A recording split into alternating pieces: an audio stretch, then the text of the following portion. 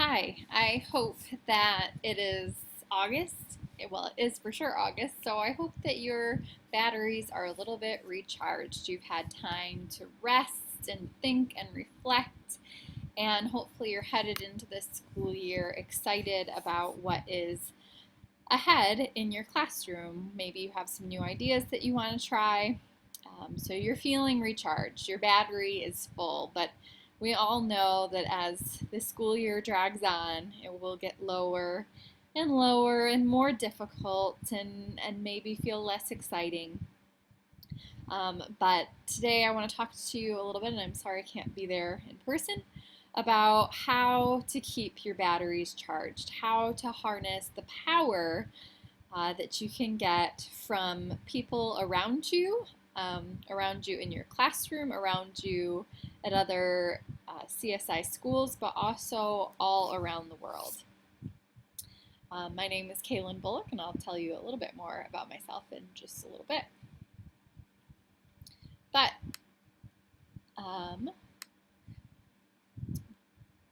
when this is back to school time, as you know, whether you dread it or not, or however you are feeling about it.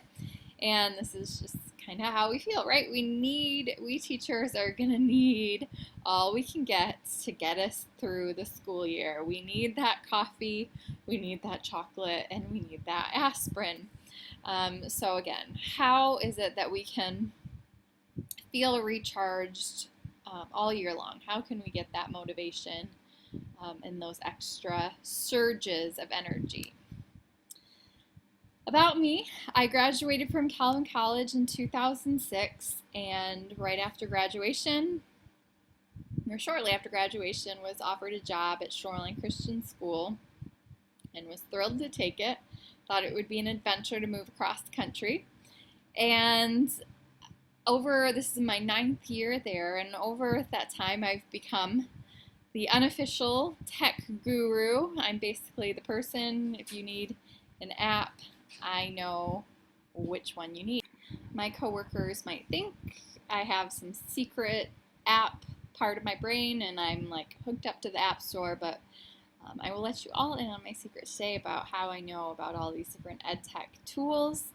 And because I've really enjoyed finding all these tools, I'm currently working on earning a Master of Educational Technology degree through Boise State University. And I wasn't sure if I'd have video picture of me, so I included this picture of me this summer recharging with my adorable niece this summer.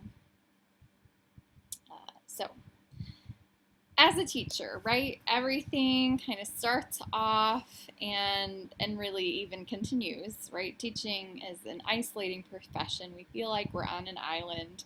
So I started off and I was on an island. I was a brand new teacher teaching all these new preps and really mainly the only social studies teacher and definitely the only social studies teacher teaching the subject areas I was teaching. So felt very much on my own.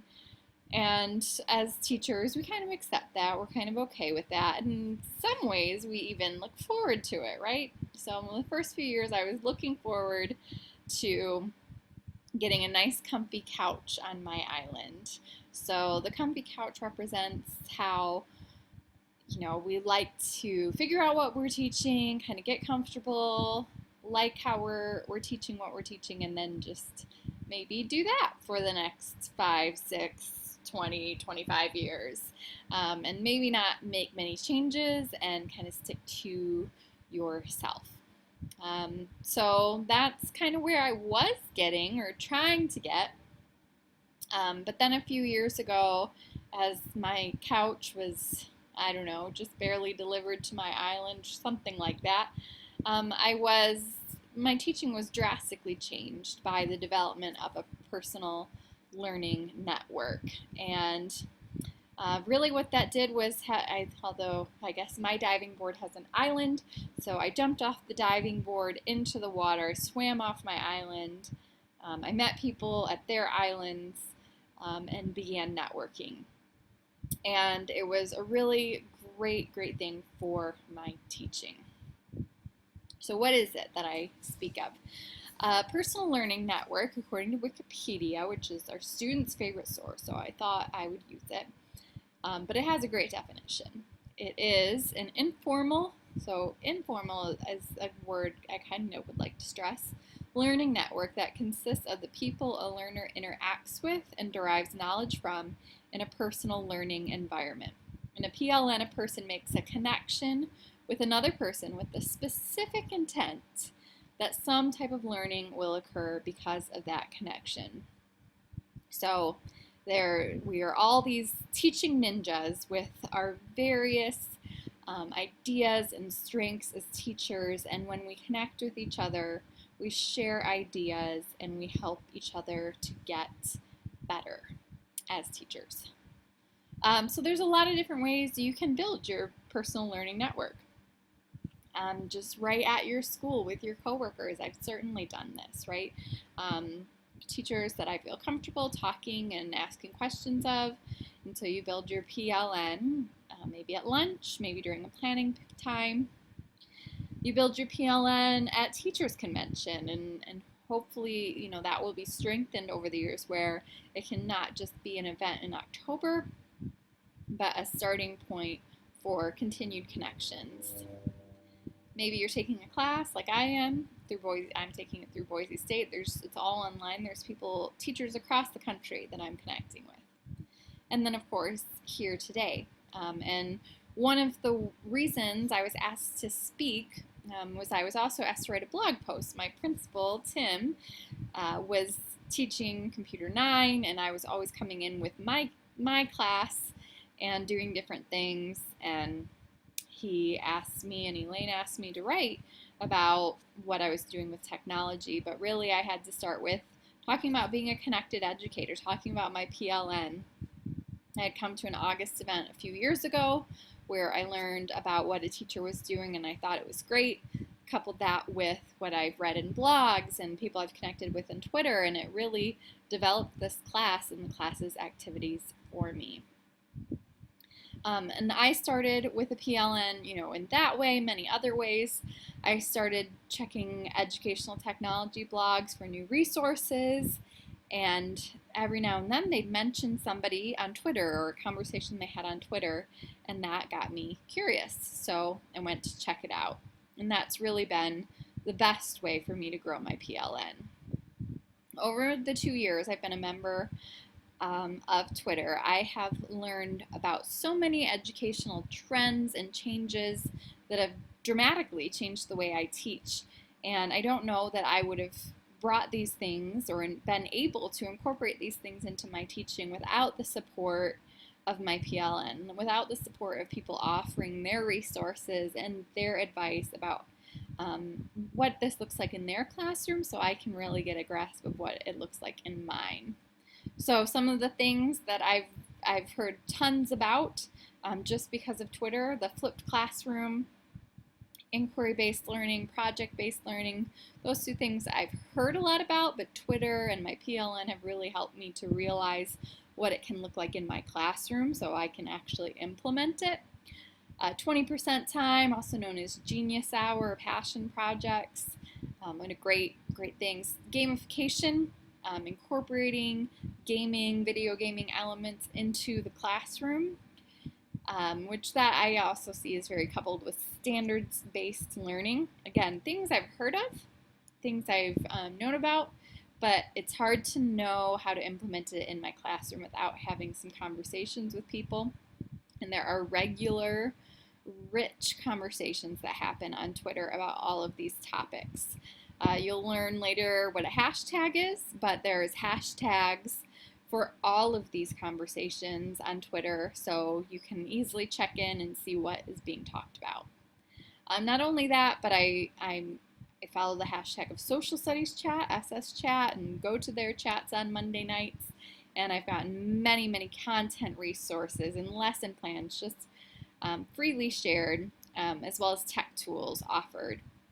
Another great thing about Twitter, if you find a tech tool you like, most of them have a Twitter handle, so if you're running into any problems or have questions, they're always really fast to respond with their Twitter account. So what is it? According to Twitter, it's real-time information network that connects you to the latest stories, ideas, opinion, and news about what you find interesting. Sharon Plant claimed in her blog that it's Google for educators, right? If you want to learn about something, you hop on Google and you Google it. But you can do that with teaching, and you find different websites and resources, but you can do it on Twitter, and you can find so many websites and resources, and as well as people that you can connect with. You can reply to them, you can ask them questions, and they respond, and they're happy to help. So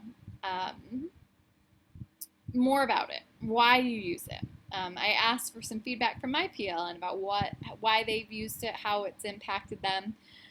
So one of them talks about how, yes, there's a lot of great research out there, and but it takes a lot of time really to keep up to date with it. But other people, professors, educational, really higher ups, read these articles and will often link to them if they find them good or interesting. So this person mentioned how it helps them keep up to date in a shorter amount of time. The next person talks about how they didn't feel like they had a lot of like-minded educators in their building. Many of us work in buildings where there's just not that many educators, especially not ones teaching what you're teaching. And this is great. I love what she said. I wanted to push students to learn and understand what they were being taught, right? Not just drill and kill and memorize and regurgitate. But that means taking risks and letting students be in control of their learning at times, which definitely is not easy. And I can identify 100% with this teacher. But what I found on Twitter, same as her, is the support to give up control to the students, help them be in control of their own learning. Another teacher saying, I'm the only social studies teacher in my middle school, but now through Twitter she's connected, right? Find a hashtag, start reading what people have to say. Another guy talks about, this is the best professional development I've had since I started teaching, because it is like Google. What is it that you want to learn more about? Is it gamification? Is it standards-based learning? And you can look things up right away and get a lot of resources. Connecting with like-minded social studies teachers that we'll converse about different issues that we have. It's great because you can, it's professional development from the comfort of your own home whenever you need it, and often that's when you need it most, right? You can look at it when you need it most. Twitter chats are a great way to jump in, dive in, and get started. I love the ability to share and gather so many ideas so quickly. I have found so many resources and technology-based apps because of Twitter, not to mention brilliant educators to follow. Again, I love connecting with other educators and learning about their perspectives and ideas with education. Twitter chats have been extremely beneficial too. So, what does Twitter look like?